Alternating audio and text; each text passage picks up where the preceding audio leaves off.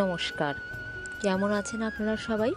আশা করি ঈশ্বরের কৃপায় আপনারা সকলে খুব ভালো আছেন আর সুস্থ আছেন। আমরাও ভালো আছি।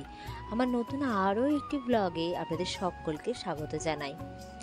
সকালটা শুরু করলাম রাধাকৃষ্ণকে দিয়ে, আমাদের বাড়ির মোহিনী আর মোহনকে দিয়ে। আর আজকে দেখুন কত সুন্দর রোদ ঝলমলে একটা আকাশ, রোদ ঝলমলে একটা দিন। আর সেরকম কিন্তু গরমের তীব্রতাটাও আজকে সকাল থেকে খুব বেশি। এই গরমে প্রতিটি কাজ কিভাবে গুছিয়ে করি চলুন সেটাই দেখা যাক। গরম বলে তো চুপ করে ঘরে বসে থাকলে হবে না, বা পাখার তলাতেও বসে থাকলে হবে না। সংসারের যে সমস্ত কাজ সে সমস্ত কিছুই যথাযথ পালন করতে হবে।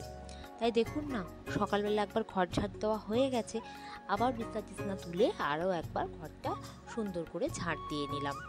সঙ্গে উঠোনটাও একটুখানি ঝাঁটাটা বলিয়ে দিলাম। আর আমি দেখছি যে এই কদিন তো লাগার বৃষ্টি হয়েছে, কোন গাছটার গোড়ায় জল জমে আছে। আর এই বৃষ্টিতে অনেক আবার ঘাস জন্মে গেছে, সেইগুলোই দেখছি কোনো গাছের গোড়ায় জল জমে আছে কিনা। জল জমে থাকলে আবার গাছগুলো তো মরে যাবে। সে সমস্ত করে দেখে শুনে সকালে রান্নাটাও কিন্তু সেরে ফেলেছি। সকালে আজকে রান্না করেছিলাম ভাত, আলু ভাজা আর মুসুরির ডাল। ডালটা আমরা সেমনকে খাই না, মেয়ের জন্য একটু ডাল সিদ্ধ করা, মুসুরির ডাল সিদ্ধ শুধুমাত্র সর্ষের তেল ছড়িয়ে। মেয়েকে তাড়াতাড়ি করে খাইয়ে দিচ্ছি, কেননা ওর আবার স্কুল আছে। আর ওকে খাইয়ে না দিলে ওই স্কুলে যেতে প্রচণ্ড দেরি হয়ে যাবে। একা যদি খেতে বসে তাহলে আর স্কুলে যেতে হবে না। এদিকে আবার ঘড়ির কাঁটা 10টা ছুঁই ছুঁই, এখনও স্নান হয়নি, বই গোছানো হয়নি, কিছুই হয়নি। তাই জন্য ওকে একটু খাইয়ে দিলাম।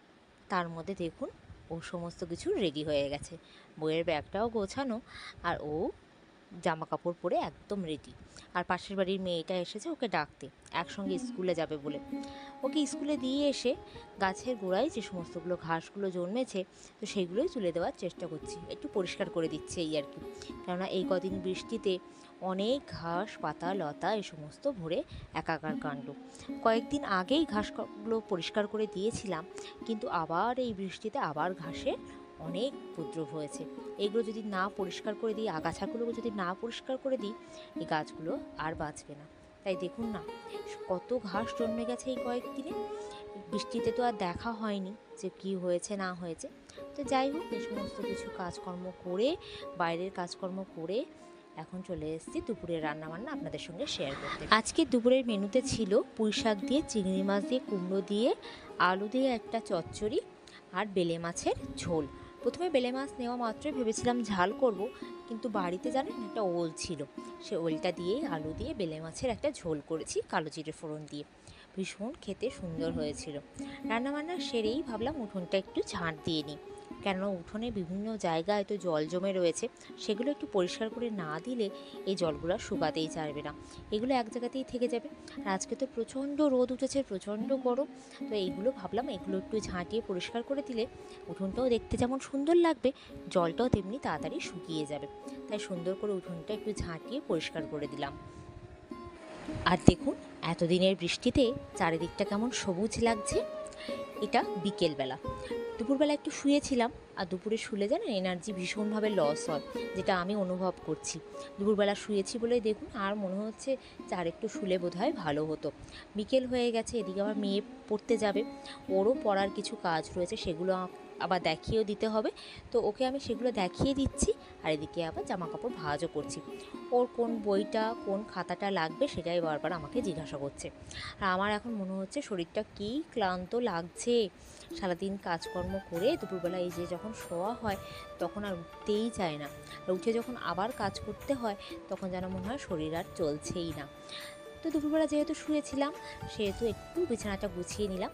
আর মেয়ে যেহেতু পড়তে যাবে ওর জন্য একটু দুধ গরম করে নিয়ে আসলাম, ও বিস্কুট দিয়ে খেয়ে যাবে। আর ওকে পড়তে দিয়ে ভাবলাম একটু বাজারের দিকে যাব। ঘরে আর মনই বসতে চাইছে না, আর যেহেতু ও বাড়ি থাকবে না সেহেতু আর বাড়ি থেকেও কী করবো, আর পুজো তো এসেই গেছে, ভাবলাম একটু চলুন বাজারের দিক দিয়ে ঘুরে আসি, দোকানেও একটু বসা যাবে আর একটু ঘোরাও হবে, মনটাও ভালো লাগবে। আর রাত্রে তো সেরকম রান্নাবান্না কিছুই নেই, শুধু রাত্রে এসে একটু ভাত করব। ওই চচ্চড়ি আর দুপুরের মাছের ঝোল যা করেছিলাম সেগুলো একদমই রয়ে গেছে। তো দোকানে এসে এগুলো কি বলুন তো, যেটা আমি খাচ্ছি সেটা হচ্ছে চুরমুর। এটা আমার খেতে ভীষণ ভালো লাগে। ফুচকা বা দই ফুচকার থেকে চুরমুরটা যেন বেশি ভালো লাগে। একটু চাটনি দই টই দিয়ে মেখে দেয়, ঝুরি ভাজা দিয়ে, ছোলা বাদাম দিয়ে। এটা আমার ভীষণ ভালো লাগে খেতে। তো আমার আজকের ভিডিওটি আপনাদের কেমন লাগলো অবশ্যই একটা কমেন্ট করে জানাতে ভুলবেন না। আর যদি বেশি ভালো লাগে একটা লাইক আর বন্ধুবান্ধবের কাছে শেয়ার করে দেবেন। আর যদি আরও বেশি ভালো লাগে তাহলে চ্যানেলটিতে একটা সাবস্ক্রাইব করে দেবেন। আপনারা কে কোথা থেকে আমার ভিডিওটি দেখছেন আমাকে একটা কমেন্ট করে জানাবেন। আর যদি আমার ভিডিওতে বা ব্লগে আপনাদের নাম শুনতে চান অবশ্যই লিখে দেবেন, আমি আপনাদের নাম অবশ্যই আমার চ্যানেলে বলবো। আর আপনারা কে কোথা থেকে দেখছেন সেটা যদি বলেন আমার বুঝতে সুবিধা হবে যে আপনারা কোথায় কোথায় থেকে আমার ভিডিওটি দেখছেন। আজকের মতো ভিডিওটি আমি এখানেই শেষ করছি। দেখা হবে আপনাদের সঙ্গে নতুন কোনো ব্লগের মাধ্যমে। আপনারা সকলে খুব ভালো থাকবেন, সুস্থ থাকবেন, সাবধানে থাকবেন, নিজেদের খেয়াল রাখবেন। আর ব্লগটি কেমন লাগলো অবশ্যই জানাবেন। আজ আসি, দেখা হবে খুব শিগগিরই আপনাদের সাথে নতুন কোনো ব্লগের মাধ্যমে। নমস্কার।